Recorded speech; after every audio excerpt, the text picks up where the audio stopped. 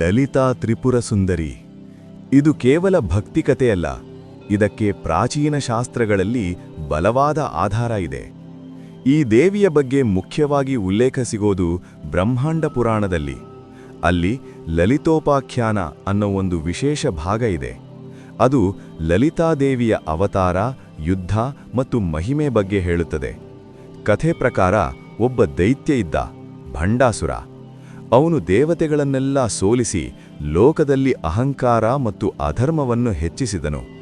ಆಗ ಎಲ್ಲಾ ದೇವತೆಗಳು ಸೇರಿ ಪ್ರಾರ್ಥನೆ ಮಾಡಿದರು. ಅದರಿಂದ ಒಂದು ದಿವ್ಯ ಶಕ್ತಿ ಪ್ರತ್ಯಕ್ಷವಾಯಿತು. ಅದೇ ಲಲಿತಾ ತ್ರಿಪುರ ಸುಂದರಿ. ಅವಳು ಶ್ರೀಚಕ್ರ ರಥದಲ್ಲಿ ಕೂತು ತಮ್ಮ ಸೇನೆಯೊಂದಿಗೆ ಯುದ್ಧಕ್ಕೆ ತೆರಳಿದಳು. ಹೇಳುತ್ತಾರೆ, ಆ ಯುದ್ಧ ಸಾಮಾನ್ಯ ಯುದ್ಧ ಅಲ್ಲ, ಅದು ಧರ್ಮ ವರ್ಸಸ್ ಅಧರ್ಮ ಯುದ್ಧ. ಕೊನೆಗೆ ಲಲಿತಾದೇವಿ ಭಂಡಾಸುರನನ್ನು ಸಂಹರಿಸಿದಳು ಮತ್ತೆ ಲೋಕದಲ್ಲಿ ಶಾಂತಿ ಮತ್ತು ಧರ್ಮವನ್ನು ಸ್ಥಾಪಿಸಿದಳು. ಇದು ಕೇವಲ ಪುರಾಣ ಕಥೆಯಲ್ಲ, ಇದರಲ್ಲಿ ಒಂದು ಆಧ್ಯಾತ್ಮಿಕ ಅರ್ಥವೂ ಇದೆ. ಭಂಡಾಸುರ ಅಂದರೆ ನಮ್ಮ ಅಹಂಕಾರ, ಲಲಿತಾದೇವಿ ಅಂದರೆ ನಮ್ಮ ಒಳಗಿನ ಶಕ್ತಿ. ಅಂದರೆ ನಾವು ನಮ್ಮ ಅಹಂಕಾರವನ್ನು ಜಯಿಸಿದಾಗ ನಮ್ಮ ಜೀವನದಲ್ಲಿ ನಿಜವಾದ ಶಾಂತಿ ಬರುತ್ತದೆ. ಇನ್ನೊಂದು ಇಂಟ್ರೆಸ್ಟಿಂಗ್ ಫ್ಯಾಕ್ಟ್, ಲಲಿತಾದೇವಿಯ ಪೂಜೆ ಶ್ರೀವಿದ್ಯಾ ಉಪಾಸನೆ ಅಂತ ಕರೆಯುತ್ತಾರೆ.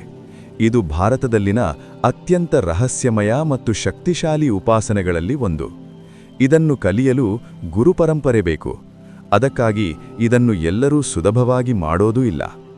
ಹಾಗಾದ್ರೆ ನೀವು ಈ ಕಥೆಯನ್ನು ಕೇವಲ ಪುರಾಣ ಅಂತ ನಂಬ್ತೀರಾ ಅಥವಾ ಇದರ ಹಿಂದೆ ಇರುವ ಆಧ್ಯಾತ್ಮಿಕ ಸತ್ಯವನ್ನು ಅರಿಯಲು ಪ್ರಯತ್ನ ಮಾಡ್ತೀರಾ?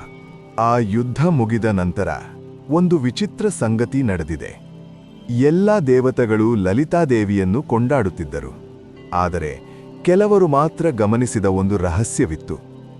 ಲಲಿತಾದೇವಿ ಯುದ್ಧ ಗೆದ್ದ ಕೂಡಲೇ ಅವಳು ಕಾಣೆಯಾಗಿ ಬಿಟ್ಟಳು. ಹೌದು, ಅವಳು ಹೀಗೆ ಅಂತರ್ಧಾನವಾಯಿತು. ಏಕೆ ಗೊತ್ತಾ? ಶಾಸ್ತ್ರಗಳು ಹೇಳುತ್ತವೆ, ಅವಳು ಯಾವಾಗಲೂ ಎಲ್ಲರಿಗೂ ಕಾಣಿಸಿಕೊಳ್ಳೋದಿಲ್ಲ. ಅವಳು ಕೇವಲ ಆಂತರಿಕ ಶುದ್ಧತೆ ಇರುವವರಿಗೆ ಮಾತ್ರ ಅನುಭವವಾಗುತ್ತಾಳೆ. ಇಲ್ಲಿ ಇನ್ನೊಂದು ದೊಡ್ಡ ಸೀಕ್ರೆಟ್ ಇದೆ. ಶ್ರೀಚಕ್ರ ಇದು ಕೇವಲ ಒಂದು ಯಂತ್ರ ಅಲ್ಲ, ಇದು ಸಂಪೂರ್ಣ ಬ್ರಹ್ಮಾಂಡದ ಮ್ಯಾಪ್ ಅಂತ ಹೇಳುತ್ತಾರೆ. ಈ ಶ್ರೀಚಕ್ರದ ಮಧ್ಯದಲ್ಲಿ ಲಲಿತಾ ತ್ರಿಪುರ ಸುಂದರಿ ಬಿಂದುವಿನಲ್ಲಿ ವಾಸವಾಗಿದ್ದಾಳೆ. ಆ ಬಿಂದುವು ಏನು ಗೊತ್ತಾ? ಅದು ಪ್ರಪಂಚದ ಆರಂಭವು, ಅದೇ ಪ್ರಪಂಚದ ಅಂತ್ಯವು. ಹೇಳುತ್ತಾರೆ, ಯಾರು ಶ್ರೀಚಕ್ರದ ಅರ್ಥವನ್ನು ನಿಜವಾಗಿ ಅರಿತುಕೊಳ್ಳುತ್ತಾರೋ ಅವರಿಗೆ ಜೀವನದ ರಹಸ್ಯವೇ ತಿಳಿದುಬಿಡುತ್ತೆ. ಆದರೆ ಇದು ಸುಲಭ ಅಲ್ಲ. ಶ್ರೀವಿದ್ಯಾ ಉಪಾಸನೆ ಒಂದು ಗುಪ್ತ ಮಾರ್ಗ. ಇದನ್ನು ತಪ್ಪಾಗಿ ಮಾಡಿದರೆ ಫಲ ಸಿಗೋದಿಲ್ಲ, ಸರಿಯಾಗಿ ಮಾಡಿದರೆ ಜೀವನವೇ ಬದಲಾಗುತ್ತೆ. ಇಲ್ಲಿ ಒಂದು ನಿಜವಾದ ಪ್ರಶ್ನೆ ಬರುತ್ತದೆ. ಲಲಿತಾದೇವಿ ಹೊರಗಡೆ ಇದ್ದಾಳಾ ಅಥವಾ ನಮ್ಮೊಳಗಿದ್ದಾಳಾ? ಶಾಸ್ತ್ರಗಳು ಹೇಳುತ್ತವೆ, ಅವಳು ನಮ್ಮ ಚೇತನೆಯಲ್ಲಿದ್ದಾಳೆ. ಅಂದರೆ ನಾವು ನಮ್ಮ ಮನಸ್ಸನ್ನು ನಿಯಂತ್ರಿಸಿದಾಗ ನಾವು ಲಲಿತಾದೇವಿಯ ಅನುಭವವನ್ನು ಪಡೆಯಬಹುದು. ಇದನ್ನು ಕೇಳಿದ ಮೇಲೆ ಒಂದು ಪ್ರಶ್ನೆ ನಿಮಗೆ ಬರಲೇಬೇಕು.